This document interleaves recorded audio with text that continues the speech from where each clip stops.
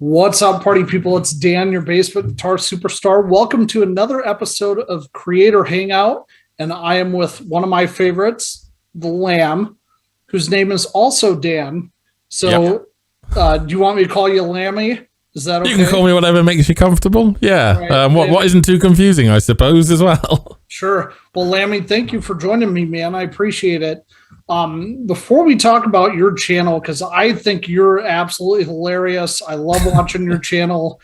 Love watching you play and sing. You're an incredibly talented musician to me. And before we get into that, though, talk to me about how you got started playing music. I started playing keyboards originally. You could call it keyboards.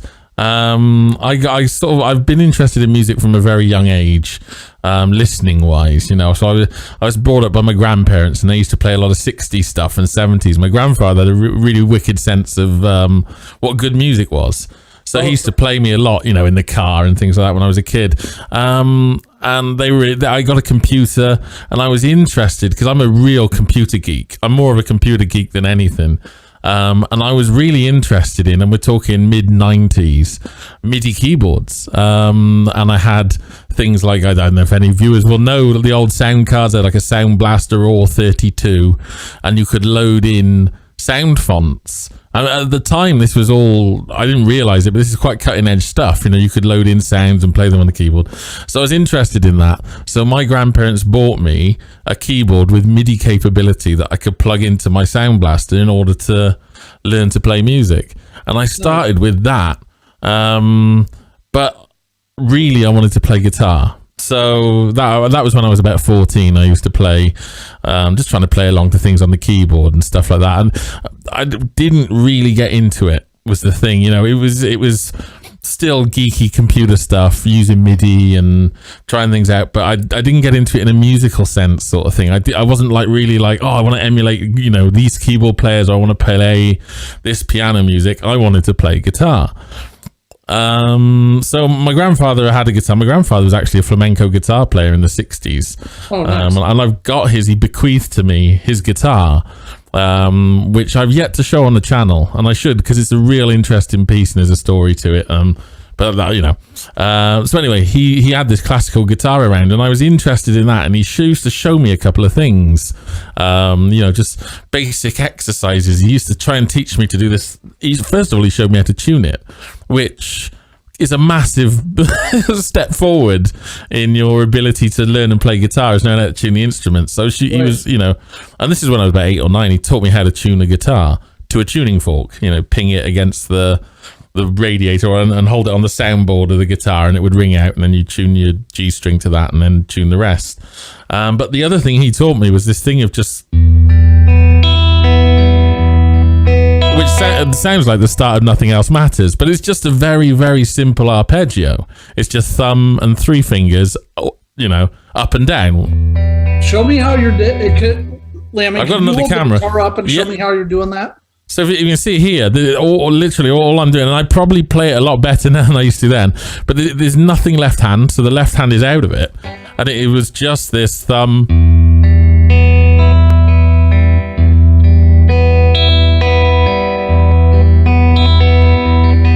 So and that was about all he showed me, really. And then what happened was, when I got to about 15 or 16, I got really into music, but I got into like Dire Straits and Eric Clapton and Queen and Pink Floyd in a massive way. And I was like, I want to play the guitar. I want to be able to emulate these people. And I convinced my mother to spend, I think it was £90.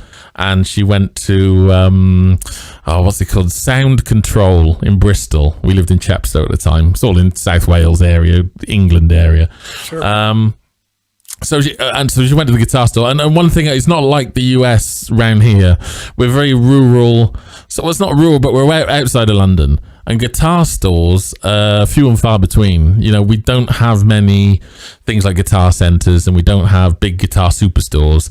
You'll have maybe a mum and pop shop in the nearest large town, so it was a bit of a trek just to go and find a place that had a guitar for under £100, electric guitar. Right. And that was a PV Raptor International Series. Nice. And I loved it because it was white, it had 3 single coils, and I know I wanted single chords because I wanted to do the Pink Floyd thing.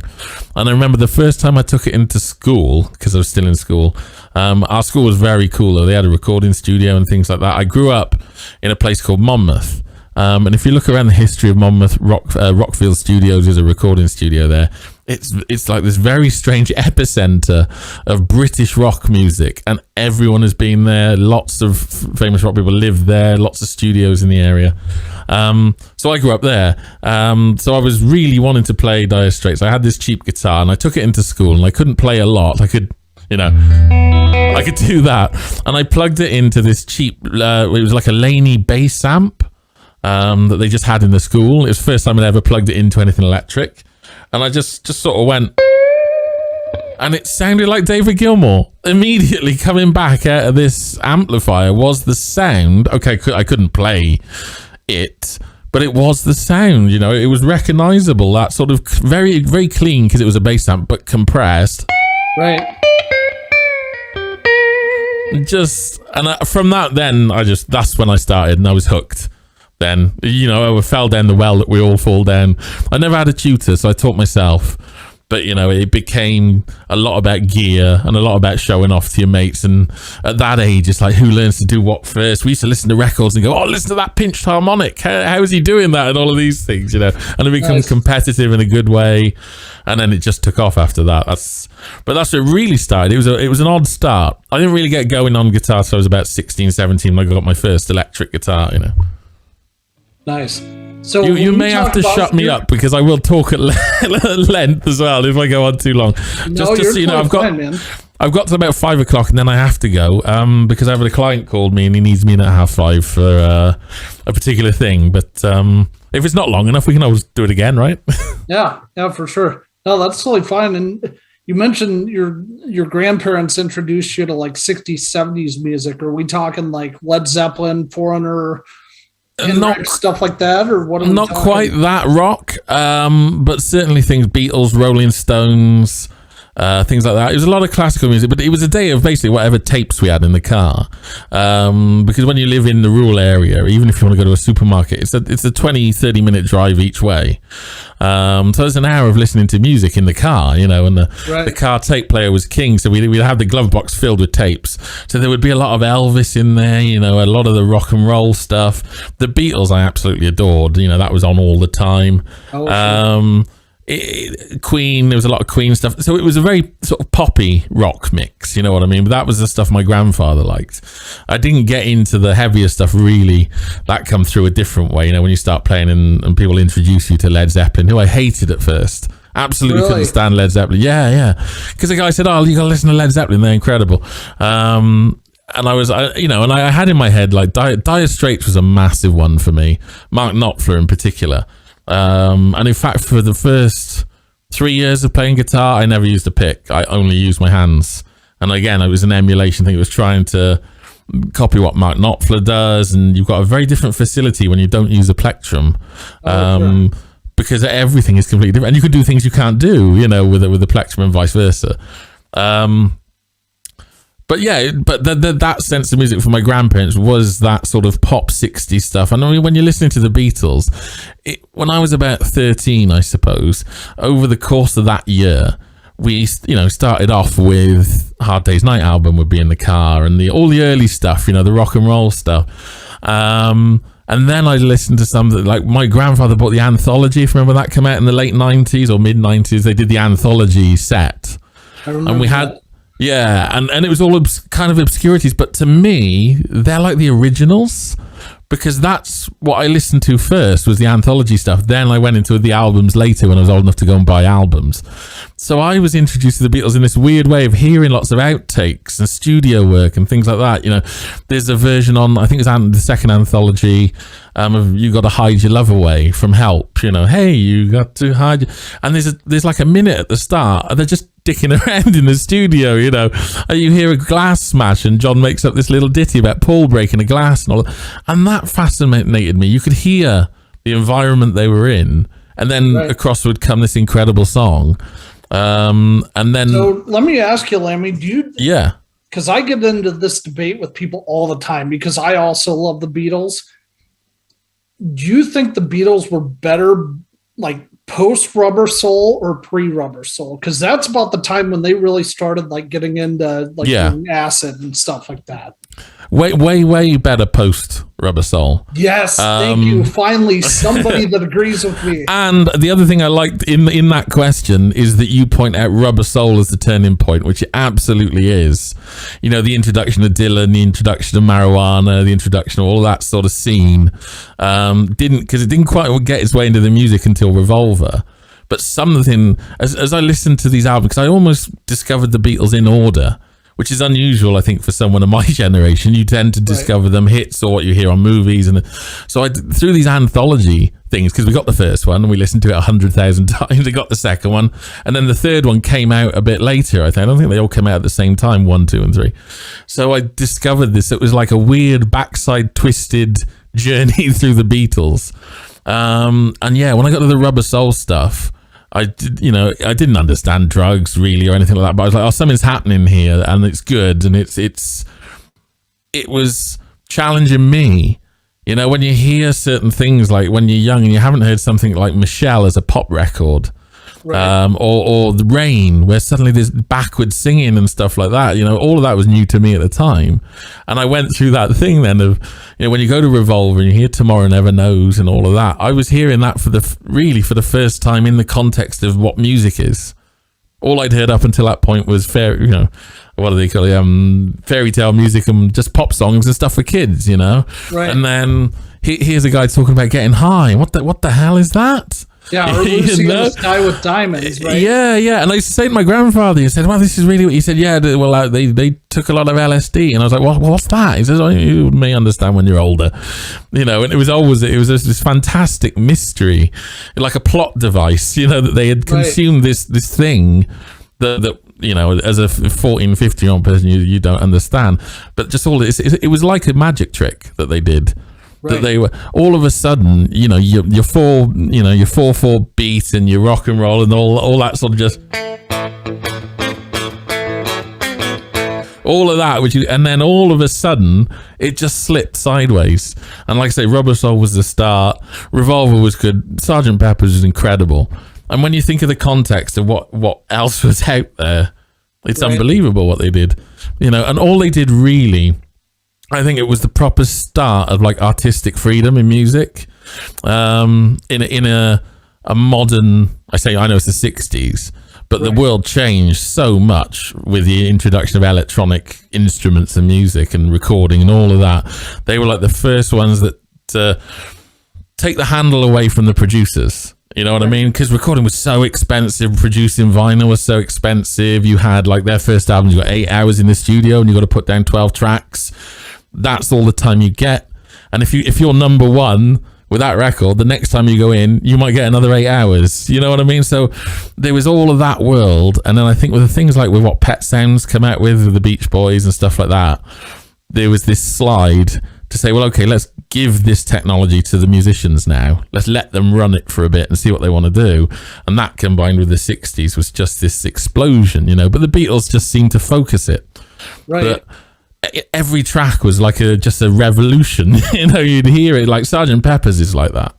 That every track is different. And there's a lot of stuff I don't like. I'm not a massive fan of Paul McCartney, oddly. Really?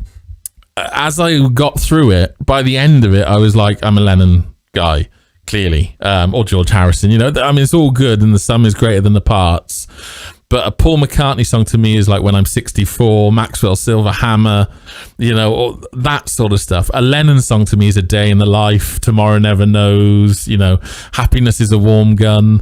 Those were the real ones where it was like, you know, to me, Happiness is a Warm Gun is an incredible piece of music. Oh yeah.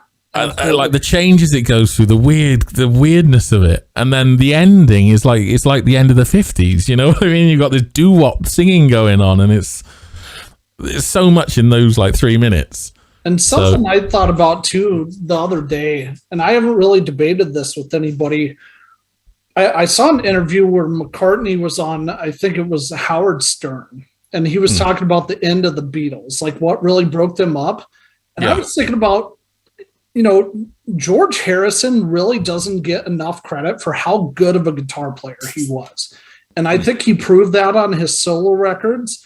I almost feel like the Beatles technically could have gone on and still been a viable band after Lennon died, had they gotten back together. I mean, what do you think about that?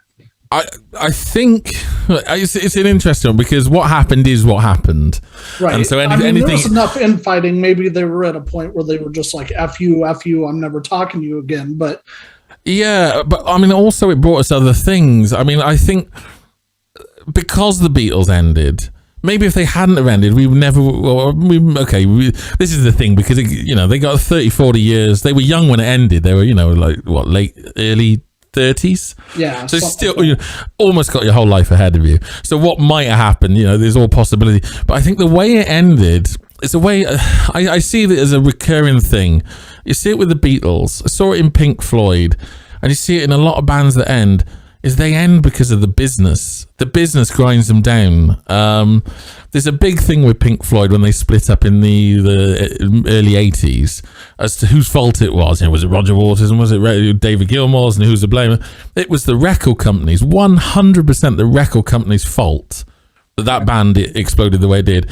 And with the Beatles, it was the same. I mean, when John Lennon wanted to pack it up when Epstein died, because he was like, there's no one that can do that job the way Epstein did it, because I mean they were in love, that relationship with someone else, and people forget that.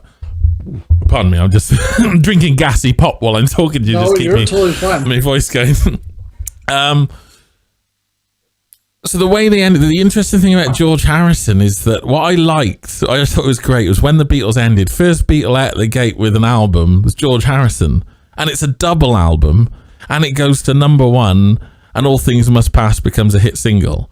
And now everybody recognizes the fact that he is an insane guitar player. Yeah, because and that was suppressed with the Beatles, I felt like. Yeah, and All Things Must Pass, the Beatles rejected that song twice. That could have been on either of any of the last 3 albums. George Harrison brought them that song, and it's a lovely song as well. When you play it, they like the chords, the way they float over that. They do this thing over an E with.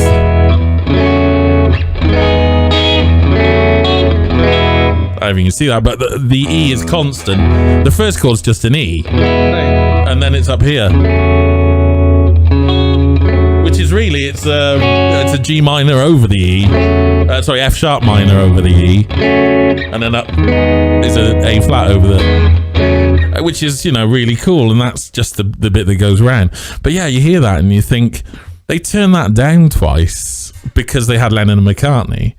They didn't realize what they had with Harry. There's something about the way George Harrison bends notes that is, like the great guitar players, you can hear B.B. King and it's BB, Stevie Ray Vaughan, you can hear it. You can do the same with George Harrison, because no one plays the solo from something the way George plays it. And Clapton said that about him as well. He said there's something about the way George Harrison bends a note that is different and very, very hard to emulate.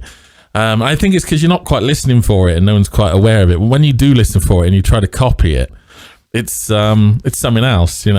There's a bit from if you go online, I think this is early 90s. George Harrison does something, and it's like 91 or something in Japan, and it's on YouTube, and he plays just a little solo at the start while the chords are going off, and it sounds incredible, and it's got that George Harrison bend in it that I couldn't do it now to play it. I could make a BB King noise, anyone could go or whatever if you had the right guitar, but right. I cannot make that George Harrison bend. But because when you hear it, it's one of those identifiable things. But yeah, absolutely incredible guitarist, and the stuff he used to come up with, and a lot of it sounds lazy to me. It's laid back, and that's another thing that I think has disappeared a lot, is laying back on the music. It's why the Rolling Stones are so good. They're all so laid back. I was surprised when Charlie Watts passed away, because they said, without Charlie Watts there's no Rolling Stones. And you think, well, he's not really a great drummer in a craft sense, in a technical sense, you know what I mean? He's not going to go... Kind of like Phil Rudd was with AC/DC. He's not really that great of a drummer. He just keeps the beat and does it adequately. Yeah. Well, the thing about when he passed away was they said there wouldn't be no Rolling Stone, and then within about 3 weeks they played that gig. It was a private function, and they had a drummer, and they had a really good drummer, session drummer, and you could see he was spot on. He didn't overplay it. He was respectful. He did like what Charlie did. He just kept the beat going, and there was no big fills or anything like that, but didn't sound the same. It sounded like almost like a cover band doing the Stones. And the difference was that he was on the beat and he was tight. And Charlie Watts is you almost think he's going to miss the landing. You know what I mean? If you actually watch him play, he's so relaxed. And they used to say he's one of the lightest drummers. You hear about people like Near Peart and all that who, really hammer the drum kit. Said, no, he's incredibly refined, very light movements, not a lot of energy in him. And it's almost like, again, it's one of those things a bit like a magic trick. You almost think if you watch him, he's not going to make it through this song. He's not going to make it through this gig. But that's what makes the Rolling Stones good. You don't think Keith Richards is going to make it through the gig. They all sound like they're, I don't know. There's something about the way that they're playing. They're all playing around the beat, and most of them are laying back. The beat goes by, and it's sort of, you see it drift past Keith Richards, and then he hits it. But it works. It just works because between all of them, there is a real solid beat going. But as a band, they all seem to play with it. And all the good bands. Led Zeppelin is another one that is good like that. It's. The tighter you try and get it, the worse it becomes almost, because they're all tapping into what a band really is, and they're running the song. The song is running through them, and it's hard to explain. It's hard to put into words, but it is why when you replace a core element like the drummer, it just doesn't sound like the same band anymore. And George Harrison is massively like that. If you took him out of the Beatles, they wouldn't sound like the Beatles anymore. You can tell the songs on the White Album where Paul McCartney has made them himself. You can recognise his drumming. You can recognise his playing on Taxman. That sort of weird thing he does where it's almost not quite in key. It's a very Paul McCartney thing, sort of, and a lot of that. Whereas George Harrison isn't like that at all. But George Harrison is just cool. You know what I mean? What I'd love to do is to play little bits, and talk about and actually play, but I don't want to get in trouble with the copyrights on his channel or anything like that. No, but, I don't blame you. But people can go look up these things. Right. Well, and I'll find some links to them and post them in the description of the video too.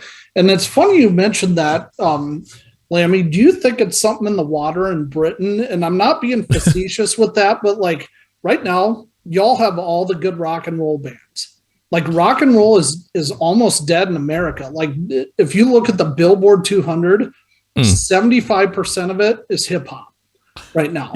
Yeah. And like all the good bands that I've discovered recently are all from the UK, and they're all playing good, solid rock and roll right now. Yeah. I think what it is, it's probably different in the UK. If you've got the perspective I've got of being here, I think you can find it in the UK because you're looking for it. You know what I mean? So if you look in the current climate for blues stuff or rock stuff like that, you'll find UK stuff, but actually over here it's dead as well. As far as the charts is concerned, the radio we don't have radio like the US has radio. Our radio sucks because the channels are middle of the road. What they call MOR channels, which is basically, it's pop music, and that's about and top 100 pop songs, things like that, and maybe a dance music channel. That's it. The only radio channel you can get here that will play rock is Planet Rock, and that's only on DAB. It's not on any sort of terrestrial analog broadcast. And never has been. So the majority of the listening public now in the UK, all they hear is pop music. Really? Yeah. So, but when you say the interesting thing is, forgive my ignorance then.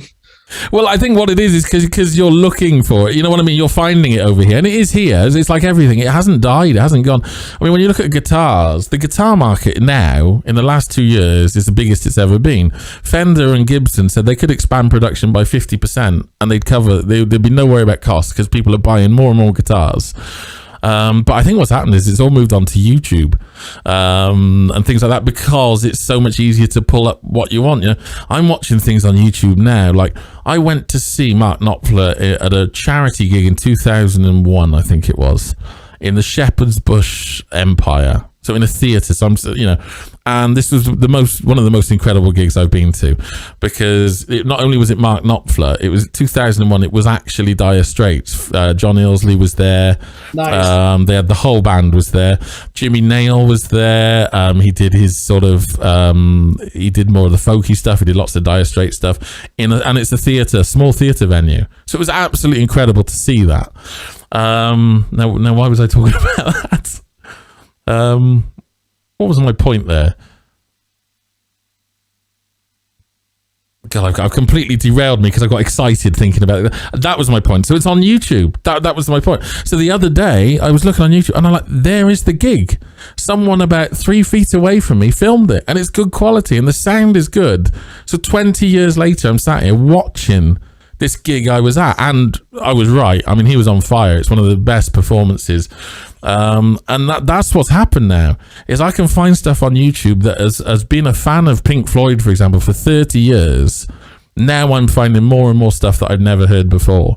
And right. I think that's the way it goes with this sort of stuff, is that if you get into the rock music, you know, even a youngster now that isn't exposed to it on the radio, but they get into it, they're going to go on YouTube, they're going to search it, and they're going to find everything. It's all there for you. So they're not going to go anywhere else. There's no need to go anywhere else because nowhere else has got what YouTube has got.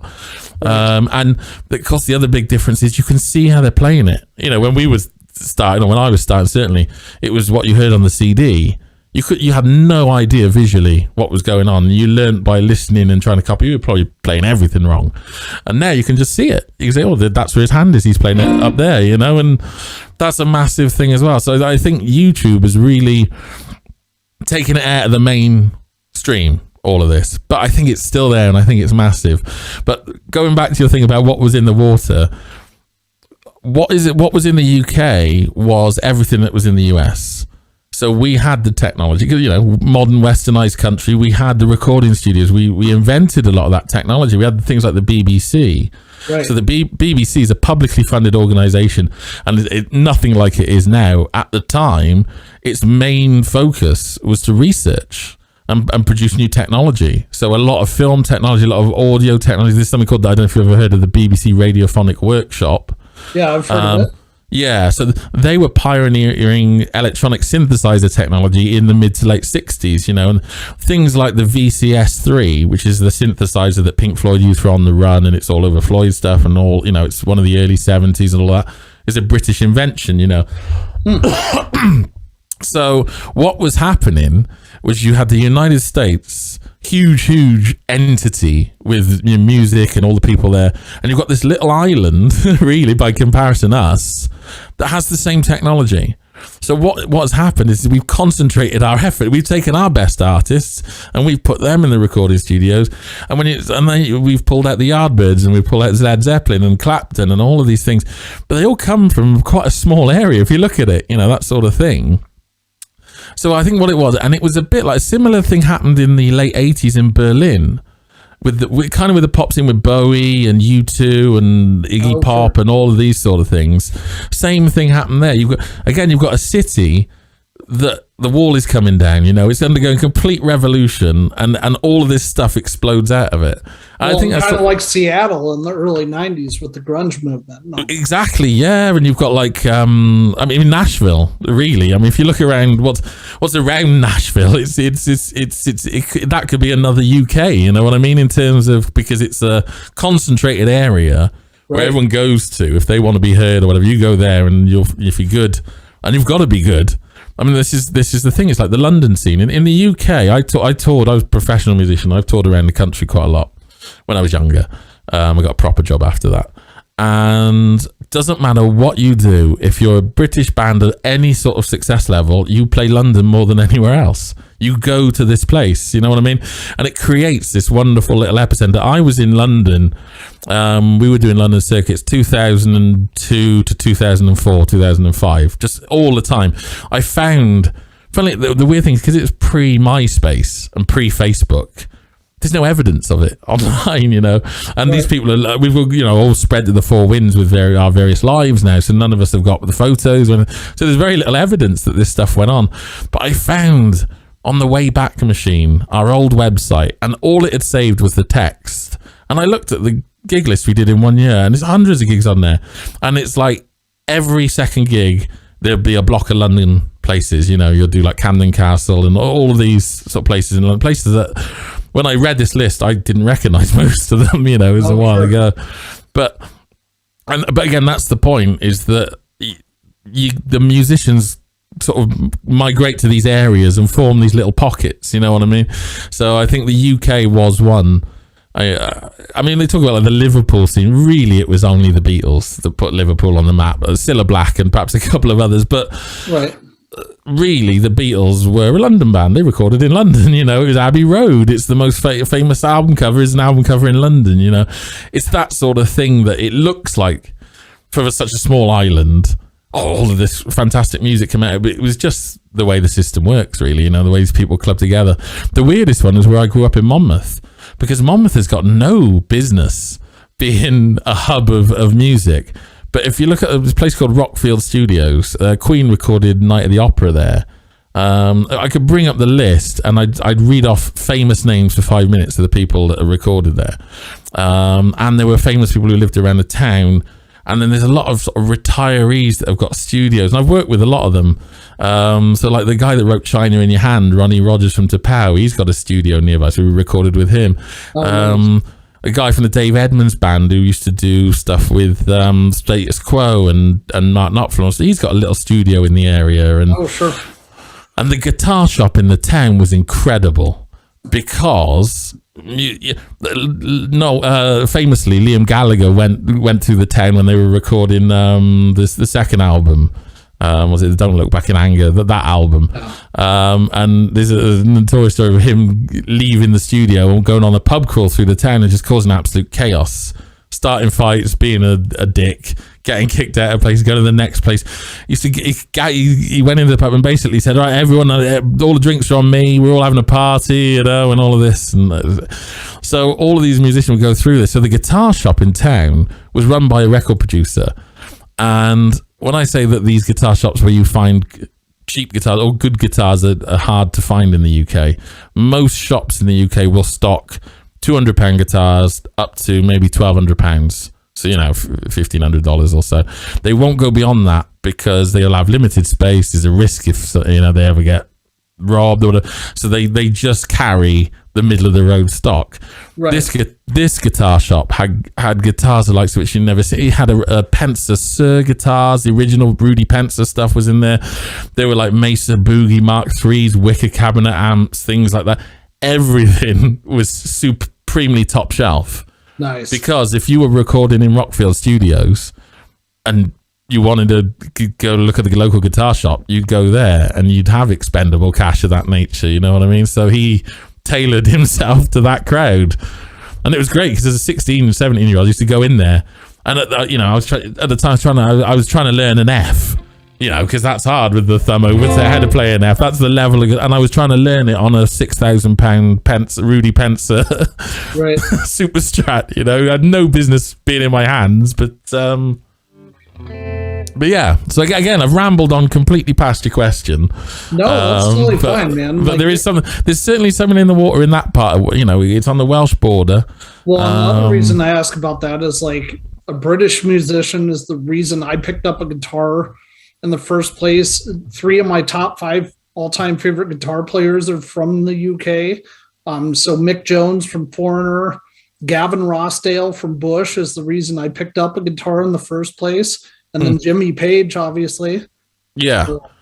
I mean, Jimmy Page is something else. But again, that's kind of what it is in the UK. If you're good, you will end up in London. Because that's where the money is, So these people do mix around a lot, That's why the Beatles used to hang out with the Floyd and the, and Clapton and all of these groups that used to come together. And Jimmy Page is a really cool thing I saw. It's probably going to be in the. Have you seen with the Beatles? The guy that did Lord of the Rings, Peter Jackson, is just about to. It was kept back because of COVID, but because the Beatles did a film where they recorded basically the making of Let It Be, and it was a disaster. And again, this was the business getting to them. Going back to talking about the business, was that they were almost contractually obliged to produce movies because they did A Hard Day's Night and they did Help, which is massively popular. And what happens, and still happens to this day with any recording industry, or as soon as you do something that's popular, the record company want more of that. We want more of that. So they wanted more films. So you had Magical Mystery Tour, which was kind of a flop. Certainly in the UK, they broadcast it, I think, on Christmas Day, 1967, 68. In the UK, but they broadcast it in black and white. I think there was something like that. So all the colourful sequences, it was designed to go into the theatre. It never did. They played it on the TV. Everyone watched it on the TV, and because most TVs were black and white, they thought it was rubbish. It kind of is rubbish anyway. But a lot of the psychedelicness is lost in black and white. So it flopped for that reason. And they had to do another. So when they got Let It Be together, they were like, we'll get a film crew in. And they hired Twickenham Studios and filmed it. And everyone hated it because you're trying to recreate the studio in where they used to Abbey Road, a nice cozy studio, people looking after you and all the rest of it. And now you're on a 50-foot soundstage with just big drapes and industrial lighting and, all this open space. And it's horrible. But the problem is that Paul McCartney was in charge of the project. He's not a filmmaker. You know what I mean? He's not. But the record company say, you must give us more films. So they tried and they failed because they weren't filmmakers. And this is, like I say, this is like the downfall of the Beatles, because suddenly a load of money goes into that project and the record company say, well, you guys haven't got as much money as you thought you have because of that failed movie that you made. It's like, well, you made us, you pushed us to make it, Right. So by the time you get to like 1969, 1970, I think the Beatles had failed at the business side of it so much that they were in disarray, because Paul McCartney is pushing in this direction. It's not worked. It's demonstrably not worked, but he hasn't got a better idea. Lennon has got less of an idea. So he just says no to everything because he's more into heroin. And that's been allowed to go on because no one's telling him no. And all of this stuff just pulls all these bands apart. And Pink Floyd were the same. They're like, Pink Floyd, when they broke up, were bankrupt. And people don't realize, you'd think Dark Side of the Moon, Wish You Were Here, they'd have tons and tons of money. But what happened was the Wall stage show was so expensive to produce that the record company says, well, you've lost X amount of money on this, so you now have to make that money up with your next album. And they're like, we haven't got one. They said, no, we need more. We need more. And what they were going to do, they were going to contractually sue the band if they didn't produce another album within a certain amount of time. So what happens is one guy takes the lead, Roger Waters. No one is really behind him because they haven't got anything to offer. So you force out like this turd, which is actually a good album. I like the final cut, but it's very Roger Waters. You can see all the resentment in it. It says written and produced by Roger Waters, played by Pink Floyd or something like that. There's a proper dig. But it's the record companies that are doing this. All the record companies really need to do is to back off the money thing for a bit. It's just to say, guys, you've done great work. You've made us millions. Have 5 years off. But they will never do that because as soon as you do something successful, all right, now we want more. Hence the difficult second album sort of thing. Right. So that sort of all brings me back to a point, so I don't feel so bad now. But yeah, that's like you say with the Beatles and everything else. It's the business that always seems to get to these bands because, like you say, George Harrison wasn't out of songs. Paul McCartney wasn't out of songs. I mean, he did his albums. Lennon wasn't out of ideas. They just needed a bit of time. Well, and or a change, With Harrison, they would pick his totally off the wall shit. Like when he was playing with the sitar and stuff, like why would that go on a record instead of an actual viable song that sounds like something that would be a Beatles tune?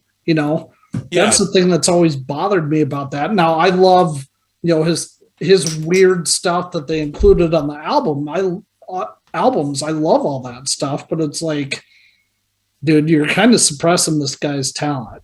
Well, yeah, and the interesting thing is there as well, when you look behind those sort of trippier stuff, like the Inner Light and all of that stuff. Blue Jay Way is another one, isn't it? It's very, very, very weird compared to some of the other stuff that's out there. I think that was a product of them holding George back. It's because they're rejecting the good stuff. You know what I mean? He's coming in with a song like Everything Must Pass. And it's like, it's almost Lennon McCartney quality. That's how good it is. But the problem is, it's Lennon and McCartney quality. It doesn't stand out. You know what I mean? So I think they were trying to make George into something. To say, oh, George is the out there, you know, the Indian Beatle or whatever. It's like, it's trying to model. And again, this is like what Paul McCartney did with Sgt. Pepper's. He modeled it into something, you know, this idea of a concept album, and it was really successful. And so their Magical Mystery Tour, they like tried to do the same again and completely failed. And, you know, pardon me.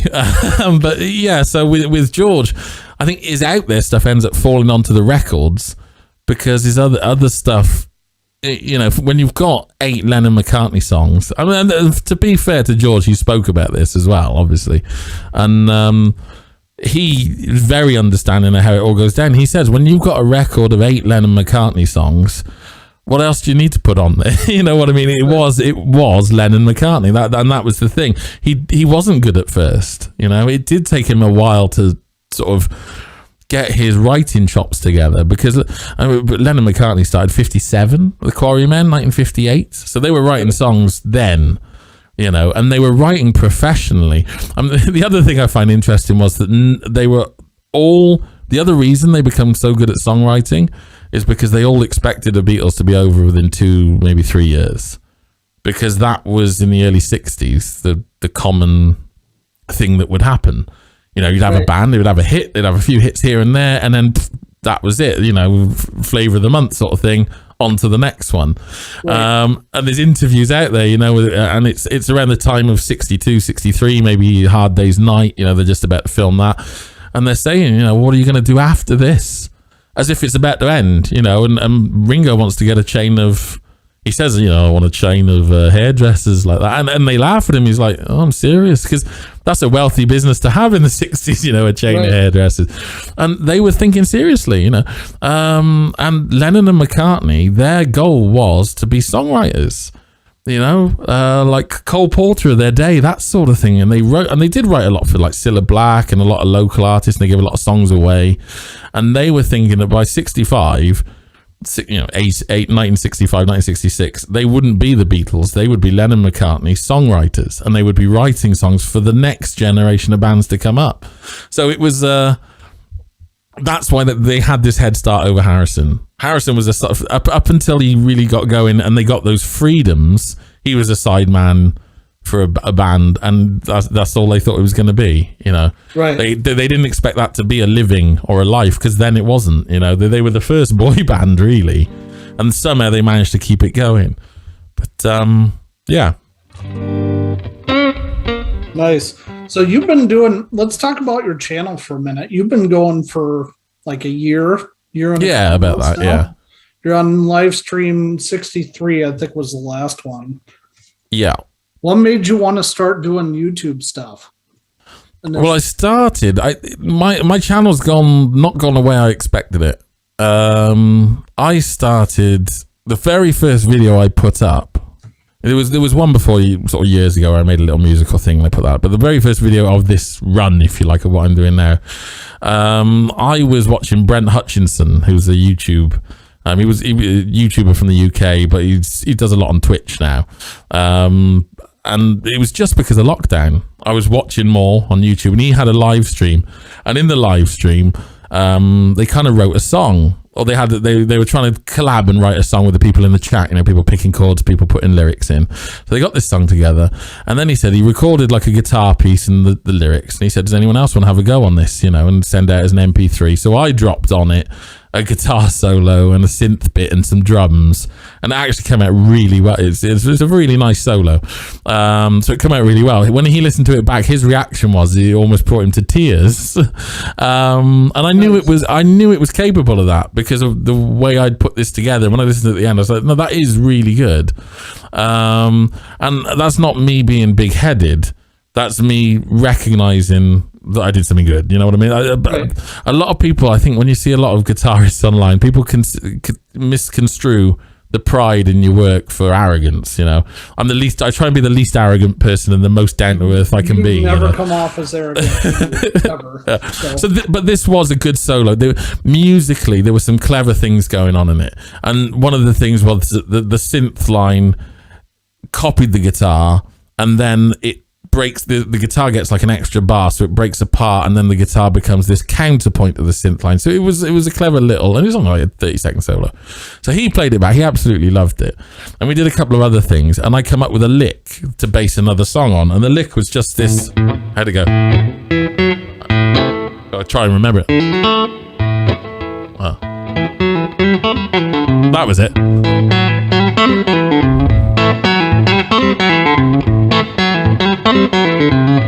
So I thought you could base a song like that. It's a bit of a chickeny picking country thing. And he was like, how do you play that? And I thought, well, the only way I can show him how to play that is to I did a little tutorial video.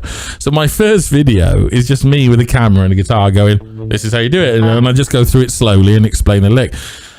And I got such a good feedback from that. Everyone was like, wow, this is good. This is a good tutorial and things like that. You should do more. So I started then, because it was lockdown, and there was nowhere to go. There was nothing else to do. I got a couple of webcams from work. I just stuck them up, and I started doing. And I know you talk to makers and things like that. I actually started off making things.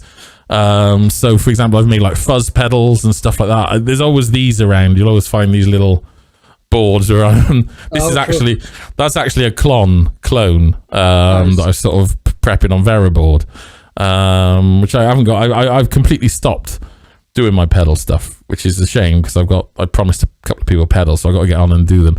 But one of the things I did is I made a fuzz on a small circuit that he could put in his guitar. So he's got a guitar with an onboard fuzz, and it really is a heavy fuzz.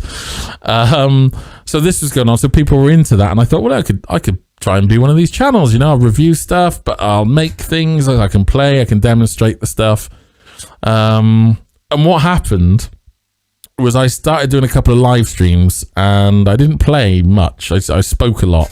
And the setup I've got here, I don't know if you can see this, but I've got keyboards, and I can do, all of this stuff works. So I can, but the production was nothing. I didn't have the lights or anything back then, but I had the keyboard. So what I could do is I could make like just I used to do this thing where I'd play like a G minor, just play a G minor chord with a bit of, just put that in there. And then over the top, do a noodle and just improvise things for a little while. And after a while, I've made a couple of Harley Benton kits. I don't know if you can see, there's this bass here. That's a Harley Benton jazz bass kit that I put together and painted in white and tortoiseshell. I've got it. I made a gold top out of a Harley Benton kit, because the other thing with Harley Bentons is they don't do a proper gold top color. All the gold tops, here's a point that annoys me slightly about, well, I suppose they have to do this, but when you go online, any off-brand gold top seems to be a copper top to me and not a gold top. This is the color of a vintagey gold top. There's almost a green in it, you know what I mean? Right. Whereas a lot of the cheap ones have a very orange looking gold top, and the Harley Benton ones are no exception. They're very orangey. So that's one of the closest I've seen that, and I think Vintage, the brand, does one that's pretty close. Yeah, well, this one I've painted myself, you see. So this is actually if you look at the normal Harley Benton one, it's coppery, it's orange. So this is proper vintage sort of Les Paul coloured paint from Northwest Guitars. They make these lacquers, and these paints really good. So I wanted a gold top, black back. so I made that from the Harley Benton. But what sort of happened was that the live thing became, just before Christmas, I started doing a couple of songs. In fact, it was for Christmas, I think, because a lot of the people that were coming to watch me weren't so interested in the techie stuff. I didn't get a lot of technical people because there's such a big audience for that on YouTube anyway, and I don't market myself a lot, and there's someone doing everything I do has already been done on here anyway. So I wasn't getting a lot of ground. So I decided to start singing and doing a couple of songs just to fill the time, really, on a live stream. And that became more of a thing, because now people are coming for the songs and the performance And the silly, like the madverts, I don't know if you've seen this sort of stuff where I edit adverts together to make I saw crazy stuff. that those videos exist, and I'm like, ooh, I gotta watch those today. Those look hilarious. There's like 3 seasons. What again, all it was the live stream. And I think, well, I just want to make it entertaining now, you know, rather than technically interested. So one thing I don't like, I get turned off a lot by, you probably will know these channels, you know, like Paul David's, Rick Beato, these sort of channels. These guys are so knowledgeable that to me, and this is no offense to them, this is just my preference and how I take things in, etc. They take the fun out of it for me a bit, you know what I mean? Because they can explain with such intricate detail with their knowledge of music what is going on. But they will explain something that the original artist wasn't aware of at the time. You know what I mean? Yeah. So like they'll exchange, they'll explain, for example, a change in a Beatles song, and they'll say how it's clever because it's gone to the harmonic minor, or they've used a passing tone from this chord, but they weren't thinking that at the time. You know, they just sort of played some. They just went, that sounds nice or whatever, you know, we'll stick with that as a thing. And that's kind of how it worked out. So I didn't want to go to be a channel that tried to be an authority on anything, because I'm not good enough. I'm not as smart as Rick Beato or Paul Davids, you know what I mean? So it's like, so I can't do that. It's done. They do that. Right. So and I can't review stuff because I'd have to buy it. I'd have to spend no one's sending me anything, you know, like again, these big reviewers get sent all the pedals and things like that. No one's sending me anything. And I'm like, again, I'm not an authority because I haven't tried 1,000 pedals. You know, there are shows out there where the guys have got 1,000 pedals on the wall behind them. They've probably played them all. So there's your authority on that. So the only thing I could do was try and make it entertaining. So I did the Madverts thing. I do a couple, you know, I designed the channel a bit. The lamb thing is silly. We have the duck races and stuff like that. But when I play a song, I at least try to do a good job of it, the best job I can do. So right. I want people, and it's interesting because I was, funnily enough, before this, I was watching a few of your videos just to get in, you know, into your mindset, so I wasn't sort of talking stuff that you wouldn't relate to. But you were saying, you know, about when you're a beginner guitarist and things like that, and how you can get put off by people that are really good. And it can be hard to watch, or you're not learning anything. What I absolutely do is I don't change anything. So I won't bring like if I've got a song that I probably can't sing, I won't bring the key down or the pitch down. I'll go for it as it is. And if I fail, I'm happy to fail. Right. Because no one in the chat has ever gone, oh, you crap, because I'm not crap. You know what I mean? If a song is in my wheelhouse, someone says I'll do Comfortably Numb or something, you know, something like that, I can rip out a good version of that. You know, objectively, comparatively, you can look at other people and I can do that well. So I know I'm not rubbish, but I know there's plenty of stuff I can't do. You know, I'm never going to be able to sing the end bit from Stairway to Heaven. It's too high. I haven't got that voice. So I'll have a go at it and I'll fail, and I like the failure. Because I think that also gives the show a bit of an edge. You know, there is no preparation when I do a show. There are no lists up. It's a case of, oh, I could do that song. I'll bring the chords up now off the internet. If they're wrong, it's just going to be funny. I'll get a backing track and go, you know. Nice. And I think one of the things that turns me off about a lot of these real big YouTube channels is they don't do that. They present the best of everything. There's a lot of people out there that will show you their best take, you know, or will rehearse and record and edit their stuff so it's perfect.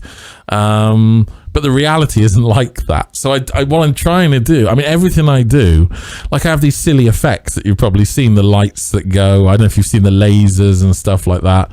Yeah. I've got a smoke machine and all this. Oh yeah, you used that a couple live streams ago. Yeah. The lasers are great. I mean, if I can, I'm in a very small space. So what the nice thing about a small space is everything scales down. So my smoke machine is just a 30 quid machine off Amazon. You know, my light, I've only got like 1 or 2 lights and they're quite cheap. The purple from behind is just coming from the fixture in the ceiling that I've chucked some, you know, RGB LEDs in. And then I've got this old, well, it's not old actually, it's all right. It's just a projector, But what you can do with a projector is, let me see if I got this software here. See if this works.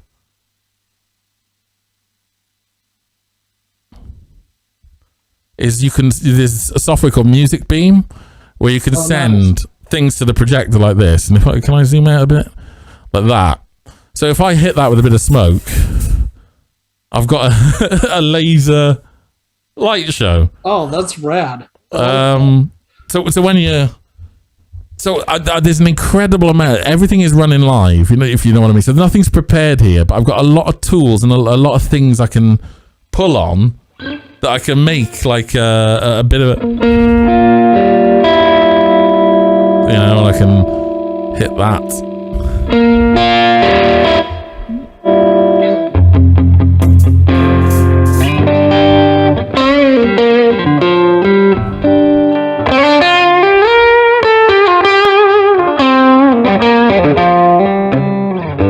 So it's just fun things that I try and cram in here so that when people are watching, there's at least stuff going on. But I'm like you, really. I'm an average guitarist. I haven't played properly. I don't have a band. I'd love to have a band, but it's so hard work getting a band. So I don't have a band. I'd like one. If anyone's in South Wales and want to make a band doing this, fine, give me a call. But it's so much fun doing the live stream because of the people that come along. They know exactly what they're getting. They know they're not going to see before. If they ask for a hard, like a Queen song, I'll have a go at it, and I might fail, and that's okay. You know what I mean? It's that sort of. Right.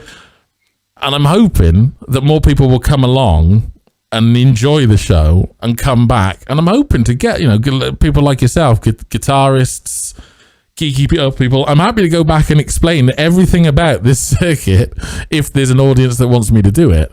But that's what happened with this. If you go back and you look sort of before Christmas, there's a lot more sort of technical stuff. Occasionally I'll pop out a technical video. If someone asks me a question, how do you do this? I say, I'll make a video and show you. One was controlling amplitude with the foot pedal. But mostly now it seems to have just turned into this Monday night live show. But there's like merchandise and people, we make jokes and the jokes become things like the sex butter and all that. Yeah, I was going to ask you about that. What's that whole sex butter thing about? Well, I always thought that was hilarious in the chat. What I had, I don't know if you were watching. I gave away. This is the other thing. I give stuff away all the time. I gave away a brand new Harley Benton Telecaster, black one with a tortoiseshell pickguard, because people donate. I'm not monetized, and I get copyright strike every single stream because it doesn't matter. But people donate through the donation link, and that money comes straight to me. So YouTube probably wouldn't like that. They might stop me if I get found out. But with that money, then I can buy things. So I bought for 85 quid, I think it was, a Harley Benton Telecaster, but it's the TE20HH. So two humbuckers in a Telecaster thing.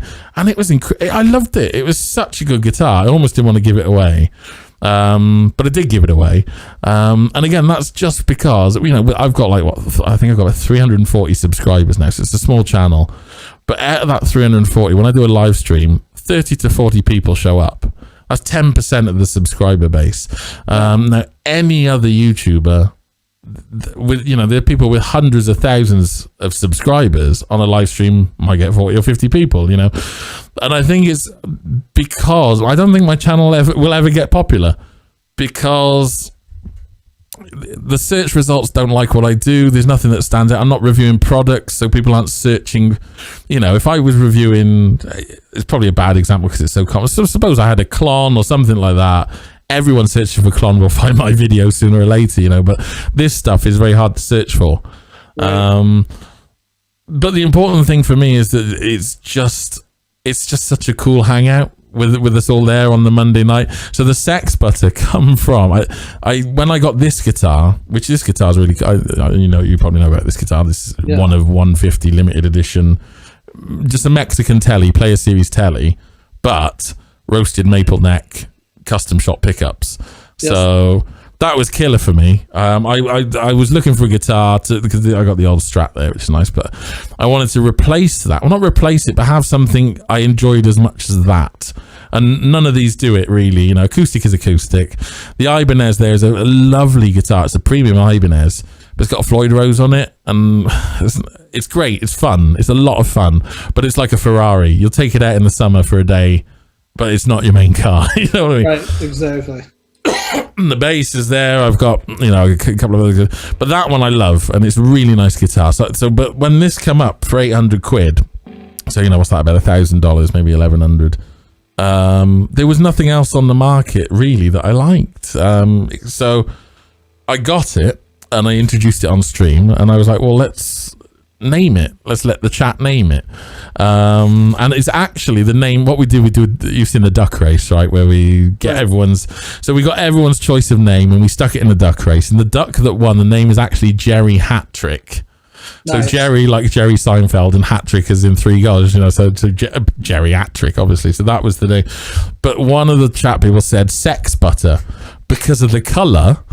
And I was doing this thing at the time, and it was just a bit, again, it's just like a comedy bit where you play this sort of jazz backing music, but then like this sort of, this stuff. Oh, not even that one, maybe. Don't worry, these aren't copyright. This is the one.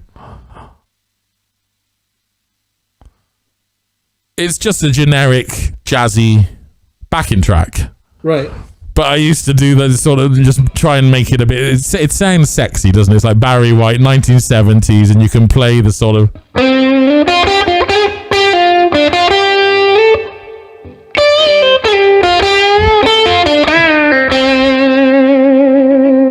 and all of that stuff. So that was like a running joke sort of thing that I was doing, just playing this inappropriately sexy music on what is like the least sexy stream you could ever come to. So Katrina, or one of the people in the chat, has just said, oh, you should call it sex butter. And then everyone laughed as the idea of that would exist. And someone found it does exist. There is actually a foreplay lubricant called sex butter that you can buy. That's hilarious. And then I went online and I thought, well, I'll make that into a bit of a thing. And so I was talking about making things into things. So like on this character, I think, you know, I got like these little characters now, and that was, you know, it's just kind of gross, really. Right. But that's where it comes from, and that's why I love the creativity of that I was doing just a little, really I was just jamming to a track, and someone pointed out, oh, this sounds like porno music almost, you know what I mean? Yeah. So I was like, well, okay, well, let's run with that idea.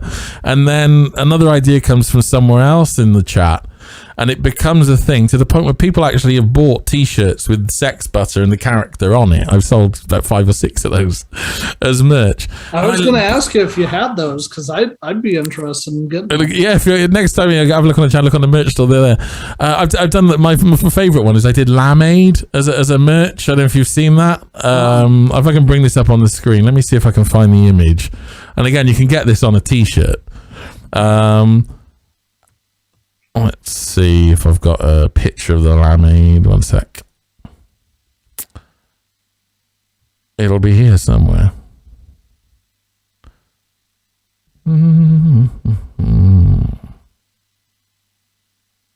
Question is where?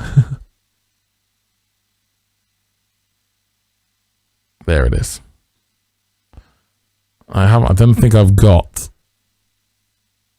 Oh dear. OBS doesn't like it because it's a huge image. Yeah, I was going to say you froze up there for just... Yeah. I don't know if you can see that because of the background there. Let me put it, I can put it in the color bit. But it's basically the Lamb logo, but the guitar is coming out of its backside, and it's like the Lameade, like the Live Aid. Oh, yeah. So I've made a t-shirt that looks like a Live Aid t-shirt at first glance. Because I've put the names of all the people in the chat around the Lamb as if they were the bands. Oh yeah. So it looks like a band shirt. So it's got the logo. The lamb's got the guitar coming out of its backside, and it says, Wembley in Philadelphia, and there's all of these names, but it's got this stupid lamb logo. I think that had just come from someone that come up with the idea, which they said, "Oh, you should do Lamb Aid," because I was talking about doing a Christmas party. What I wanted to do was take the live show to a venue and have the live show with a live audience, and sort of put the chat up on big projectors, and we could all, and there's some good local bands, so I'd like to get a band in and make a show. Probably won't happen this year because money and time, I think, but maybe next year. But I just thought it'd be so cool to do this live with a live audience, But again, it was just that idea that someone in the chat come up with that, and I thought, oh, let's have a look. And so I looked at the Live Aid logo, and I thought, well, it's just Africa. If I replace Africa with that lamb thing, it would look ridiculous. And it's that creativity that I like. Almost all the little things that are coming out of this now are fueled by the people in the chat. And that's why I say my thing is become something that I didn't intend or didn't expect. I was going to do technical stuff. I was going to show how to build pedals. That was going to be a pedal building channel, and lots of soldering. And I did do a live stream where I made a fuzz and all the rest of it. So that stuff is there, and it can always come back. But a live stream where I talk about that for 2 hours is heavy going. Right. So the audience I seem to have captured thus far are more into this sort of creative, off the wall sort of improv show that I do. And that's why I love your show. Well, you know what? It's so much more fun, isn't it? Than talking about op amps and capacitors and how boring, you know what I mean? Yeah, and whether I can keep it fun. I mean, it's interesting. The other thing with the live streaming, my live, it's become a show. So it's sort of like you say with the humor and stuff like that. It's not a character that I'm putting on, but I'm in a state of mind that is very playful and creative. Right. Which is lovely to be in, and that's what I always go into it with a happy heart, you know what I mean? So if anyone comes up with anything in the chat that is even the amount of times I've gone sideways and started playing Monty Python songs because someone's quoted Bigger Stickers or something, I absolutely love that, and that is like a real.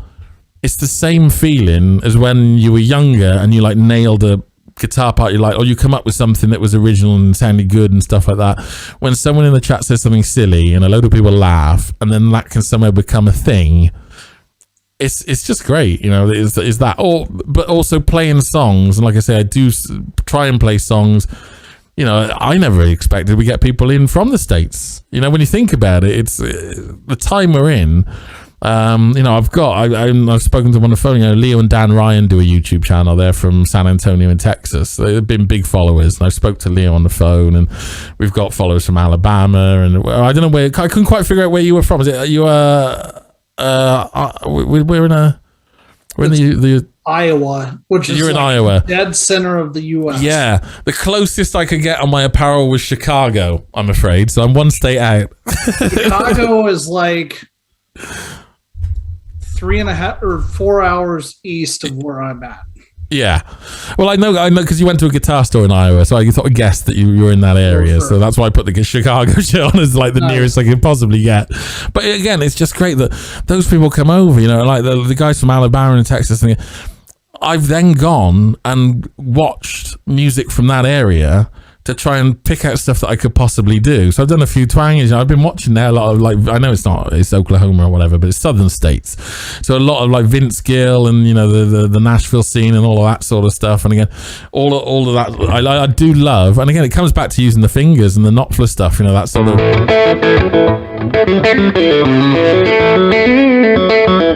Which is another reason I bought a Telecaster. Just so you can go.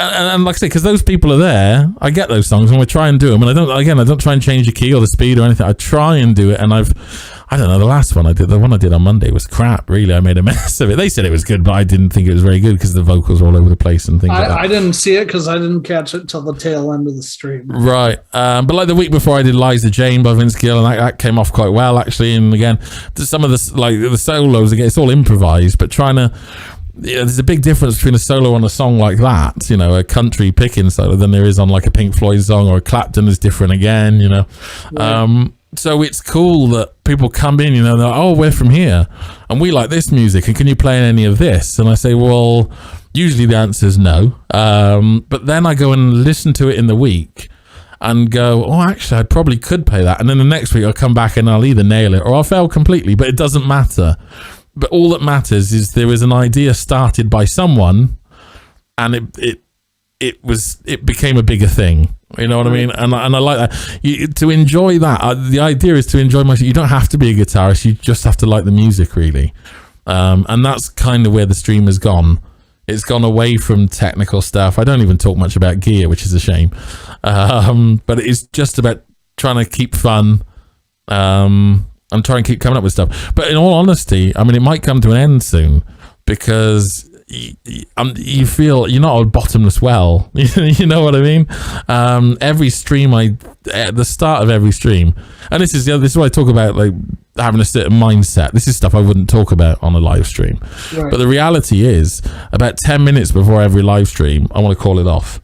I kind of like, I'm not going to be able to do it. It's 2 hours I've got to fill, and I hear myself like just waffling, and you know what I mean? And I think, oh, these songs I haven't really repeated any songs. I'm going to have to start repeating songs.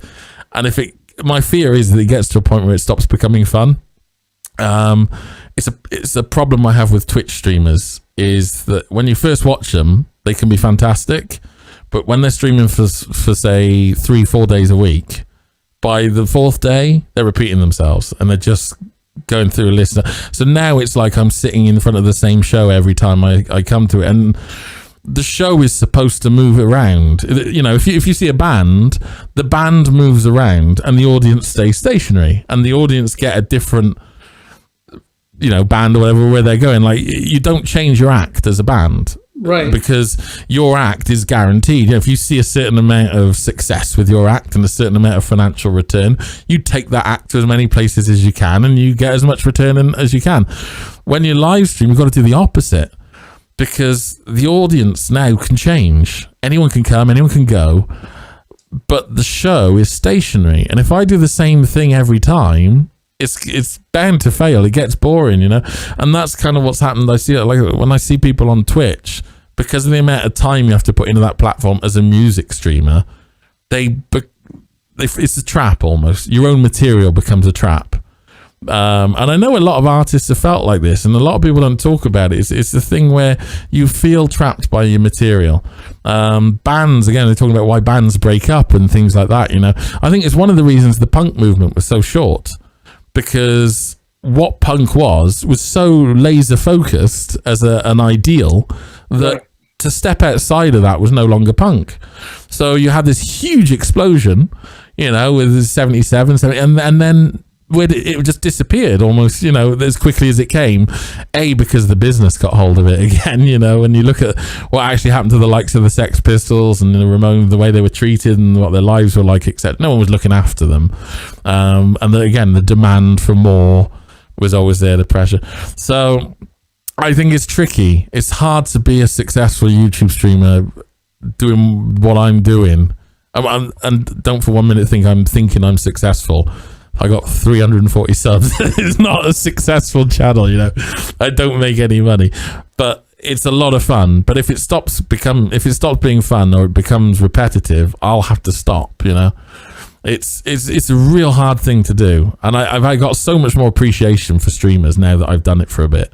And I'll always support any streamers, especially smaller ones. There's a few people that every time they do a live stream, I'll watch and I'll chat and I'll give money if I can, and they're only small and they're not incredible shows. They're like me, they're people in the room just having fun, and that's okay. But it's like, how long can you keep it up for? You know what I mean? Before it either becomes contrived or it just becomes repetitive and things like that, and then you have to leave it and do something new. It's not like TV. Like you take something like Faulty Towers. It's a good example. It's one of the most popular sitcoms ever. They only did 2 seasons. The young ones, these are British shows, so you might not relate. But the young ones did 2 seasons, massive shows. very short runs because you get trapped if you keep doing it. You know what I mean? Right. I think in the States, where you export a lot of sitcoms to the UK now, and what generally happens by about season 7, season 8, everyone hates that show. Everyone says, "Oh, it's not as good as it was. It's not as funny." Oh, now someone's got pregnant. Oh, this is a typical storyline. We've seen they're scraping the barrel. They've jumped the shark. All of that.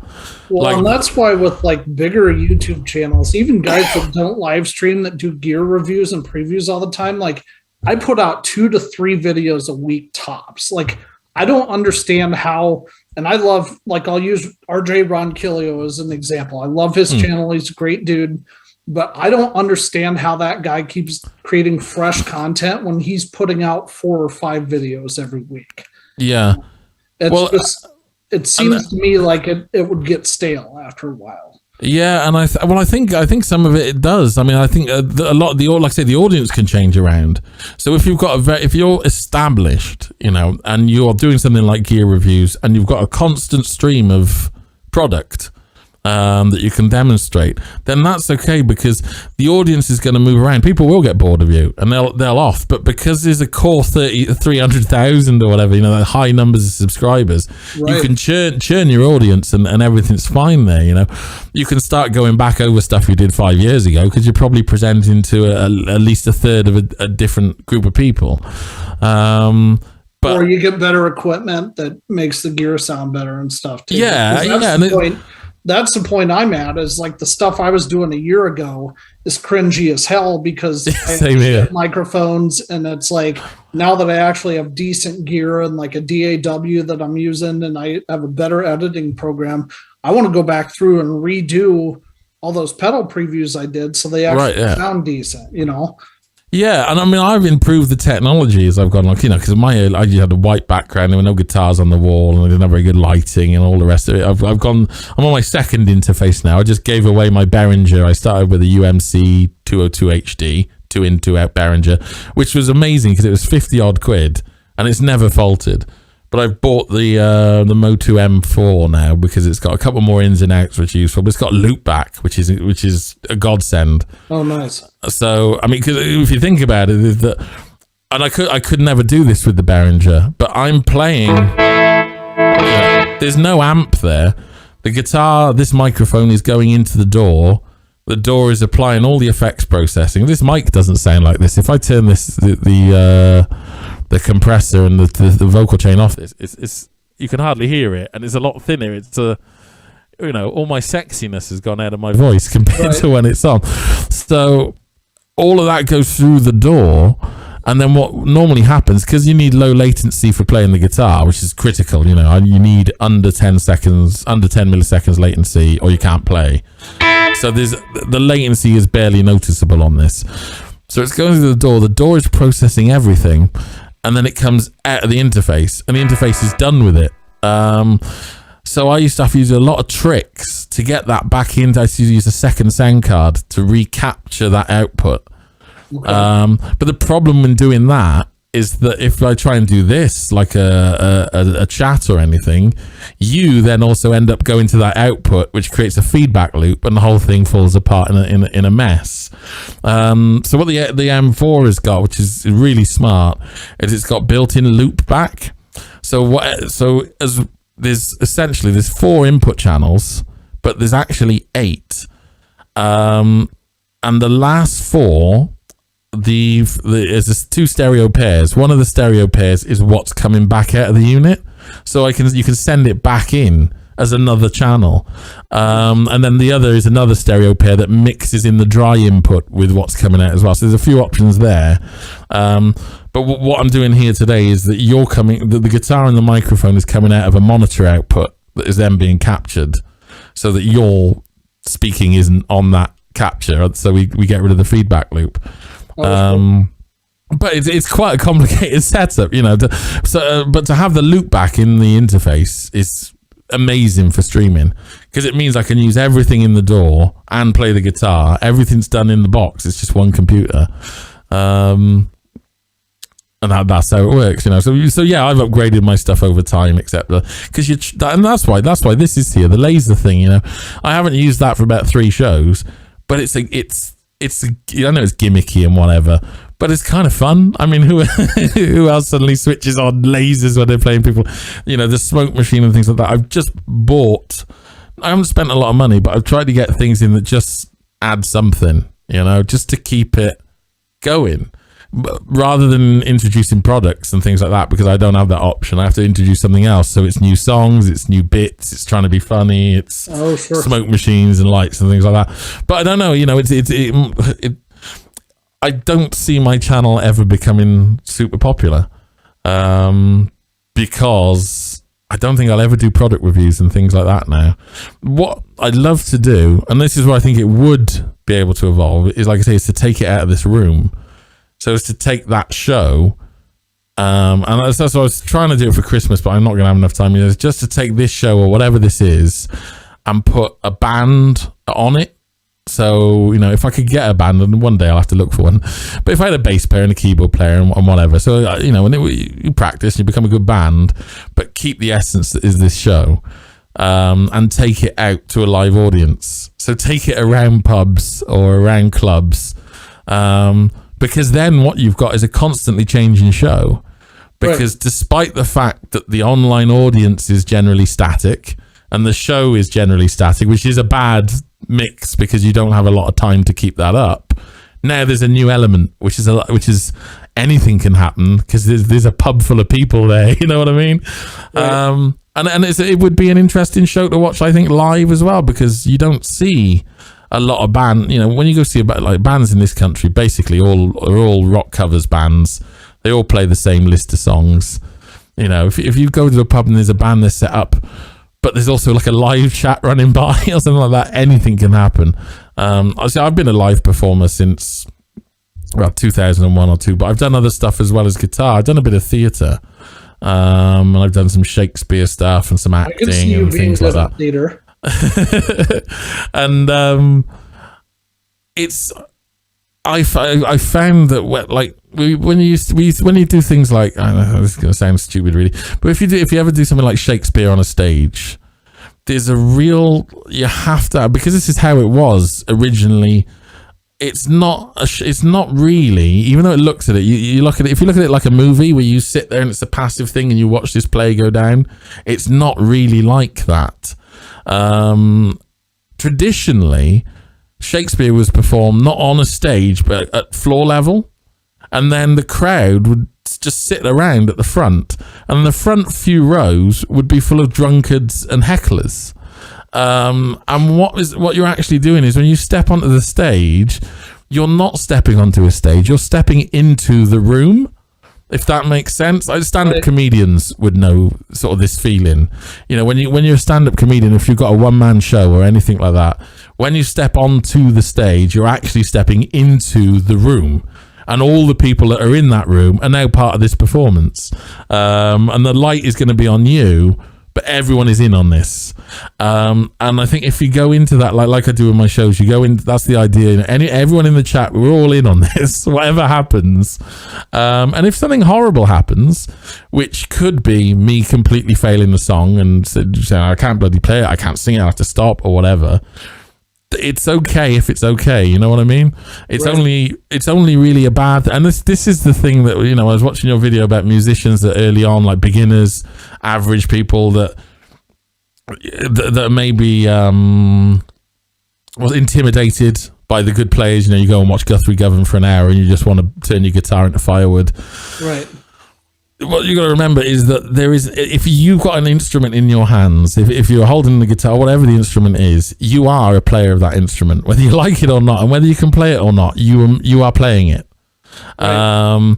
And when you're in an arena where there are people who are better than you're part of their performance, they're part of your performance. You know, you're all in that space together, because you could choose to heckle and shout at someone. There's nothing stopping you. There's no law against it, you know, to go, you're crap. And again, that's a challenge, and that becomes the thing. Like I say, stand-up comedy is like that, you know, that becomes the thing that you can work with that, or everyone's still in on it. You know what I mean? And I think that's what sort of is good for people to remember, is when you're learning guitar, if you're sat there and you're thinking, oh, well, I'm making a mess of this. And I've been in this situation, you know, I remember when I was first playing with the band, I hadn't been playing that long. I had a couple of years, but we got to the start of the song and I started this song off, and we'd played the song 100 times. And I started it, I couldn't possibly remember what it was. It was just it was a simple riff. It wasn't anything difficult. All I had to do was to remember the chord. Couldn't remember the chord. It just wasn't coming to me. And I'm stood there, and you start to feel fear.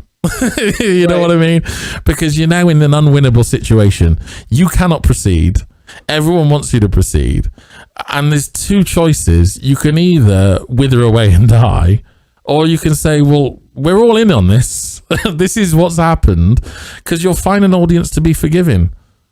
You know, if you're honest about it. If you say, guess what, guys? I cannot remember the first chord. What the hell?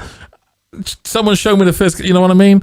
If you want to go out there and you want to try and pretend to be a rock star, like if I did my stream and I put on only the songs I knew I could sing, and I only played the things I knew I could nail perfectly. And again, this is what you see on most channels, is the edited perfection. Right. It wouldn't be as much fun, or it wouldn't be any fun, I don't think, because people are going, oh, look at that guy, he's played that amazingly. Well, good for him. Well, and that's why I think guys like you and I are relatable too. Cause all my stuff I do in one take, and I understand, hey, I'm an average guitar player, but I know there's a market out there for guys like us, because, you know, some 30-year-old dude in his basement could be like, well, at watching RJ Ronquillo and be like, well, Jesus, I don't have 8 hours a day to practice because I have kids and a full-time job. Never going to sound like this guy. Screw guitar. If we can be the channel they come to, that they connect with, that they're like, oh, it's okay that I only have an hour a week to play, then that's cool with me, you know? Yeah. And I think there's a market for that, for sure. And the nice thing about guitar is it's actually very easy to get good enough to perform. It was one of the great things about it. You can learn an E, an A, and a D in a weekend, really, if you really put your mind to it. Right. And from then out, you can perform the instrument. You know, you can limit yourself to that, and you could come up with some words, and you could write a song. That's a guitarist. You're now a valid member of the guitar community. You know, or it doesn't. And that's what I think. It doesn't really matter what your level of skill is. But what I don't appreciate is dishonesty, and I think there's an incredible amount. And it's there for a reason, but it's just to be aware of how much dishonesty there is in the world of media and YouTube and television, all the rest of it. And YouTube can pull off this sleight of hand of thinking, because you've seen this guy from when he started, there's an honesty to it, but that can kind of disappear, you know, because they can edit. They can show you the version you want you to see.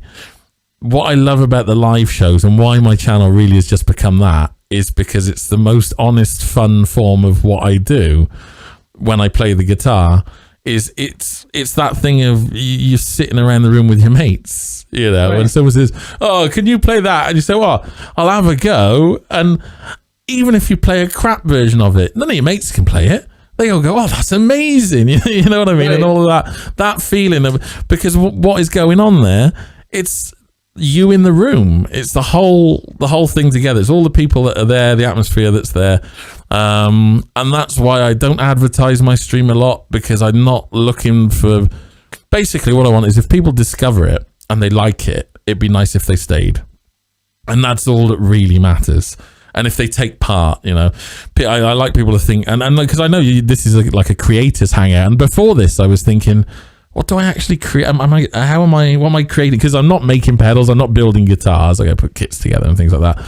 But what is created there is a show, but it's not me that creates it. It's me plus 30 or 40 people.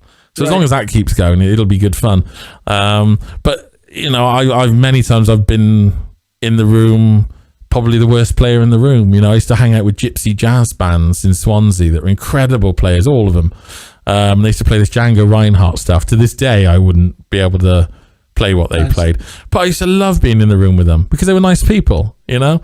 And they would let me, you know, okay, I'll play a pentatonic solo and it'll fit. Okay, it's not gypsy jazz and I'm not quite playing what they play, but it's still nice that you're there, you know, and it's nice that they're there. And I think under lockdown, particularly, that was nice for me. I think I would have struggled without it if I didn't do the show, if I didn't start streaming.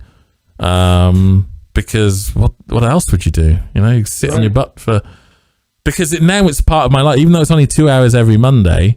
When I get, and this is, I say, that fear of when I get to Monday, I've got to have an idea of something to do for 2 hours. So all the time in the week, I'm thinking, oh, so-and-so said that in the chat. I go and see if I can do something around that. You know, I go look up a band, you know, like I say, an Alabama band or something that I've not heard of before. And I think, or I'll go and I'll make some silly adverts, or I'll, you know, do something else. But it's all just creative fun. So that's why I sort of attracted to your channel as well, when you're just talking about the same things, really. The intimidation that you feel from other people isn't really justified ever, I don't think, you know, because what that really is the pressure you put on yourself, or your aspiration. You know, it's what I mean is it's a self-propelled thing. Because if I know, for example, I played a gig. Let's go back a little while now. Do you know Chris Buck? I've heard his name before. Yeah, he's a Welsh guitar player, and he's sort of breaking on YouTube. Or he has over the last year. He's been on Anderton's TV and a few of them. He's got a good channel of his own. He's got some bands together. And I was playing with a band, and we were doing a gig in just a pub up in Treorchy, and so it's like a dive bar, to be honest, and not a big scene. And I was playing with this band, and Chris Buck guested in the band. You know, the drummer said, "Oh, there's this kid. He's really good. He wasn't as well known as he's a Chris Buck, so he's going to come in and play guitar." And I was quite intimidated because Chris Buck comes in with a tweed Fender amp and a blackguard Telecaster, you know. I think he had a white pick, but it was a Telecaster and a tweed amp. And I know enough to know that when you see that person knows their music, you know. And he's a superb player. And we jammed, and I can't remember what song it was a while ago now, but we did that thing of sort of trading licks. And he played licks that I couldn't play. I got the feeling I played some licks he couldn't play because of my personality is different, you know, the way I'm thinking is different. So everyone's very sort of individual that way. And it was just wonderful. What it absolutely wasn't, and what you see all over and if someone had filmed it, and if it went up on the internet now, it would be a guitar duel. So-and-so versus so-and-so and all of this. And I remember Ginger Baker, who's notoriously an horrible C word in the industry. Someone said to him, and I can't remember who he was going to play with. I don't think it was Buddy Rich. He was going to play. Anyway, they had two drum kits on the stage, and there was a drummer, a very famous drummer, and I can't remember who it was, and Ginger Baker. I think it was Gene Krupa, wasn't it? Do you know the story? Yeah, and they said, "Oh, is it going to be a drum duel, a duel?" You know, like slightly there. And Ginger Baker very, very angrily said, "No, it's not a duel. It's a duet. It's two people playing together." That's what it is. This thing that you see all over YouTube, I think, is bloody poison. Oh, this guitarist versus this guitarist, you know, this person versus that person. Who's the better out of this? No, when two people play it on the same time, if you Joe Bonamassa and Josh Smith or Eric Gales, it's a duet. It's a trio. Right. People are playing together. You know what I mean? Oh, totally agree. So I've talked way too long. I'm going to get in trouble because I'm supposed to be at a meeting. No, you're totally fine, man. I haven't let you ask me many questions, and I've just rambled, and I do apologize. So like I say, you might. Totally fine, dude. This has been fun. But yeah, I mean, we could do it again sometime. Absolutely. I don't want you to get in trouble though, so I'm going to let you go. For those of you watching, thank you so much for joining me. As always, have fun playing because that's what this is all about. Thank you, Dan, aka the Lamb, for joining Dan me for this. And check out his channel. I will post links to where you can find all of his stuff on social media. So Dan, please send me those links via email when you get a chance. And this video will go up probably the day after it's filmed. So wicked. Anyway, as always, guys, thank you so much for watching and have fun playing.